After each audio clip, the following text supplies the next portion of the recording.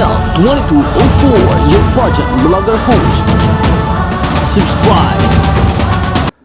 Magandang araw Pilipinas and good day pageant lovers. Habang tumatagal ang kompetisyon at lalong palapit na ng palapit ang Coronation Night ng Miss Universe Philippines 2024 ay lalong nagiging matindi ang pagsuporta ng taong bayan sa dalawang pinakamalalakas na kandidata sa taong ito ng Miss Universe Philippines competition.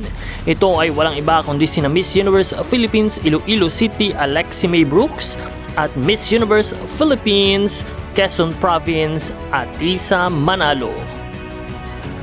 Masasabing ang dalawang kandidatang ito ay talagang nararapat at may ibubuga sa kompetisyon, padalhan man ito sa lokal o international competition.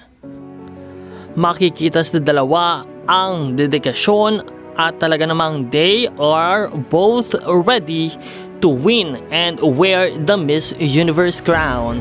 Kaya naman patuloy nating pakaabangan ang nalalapit na Grand Coronation Night ng Miss Universe Philippines sa May 22, 2024. Marami pa rin nakaantabay at susunod na mga challenges and events sa Miss Universe Philippines bago ang Coronation Night. Gayon din ang preliminary competition and the national costume competition na talaga namang alam natin na magiging malaki ang papel at ang bardagulan ng lahat ng mga naglalakasang kandidata.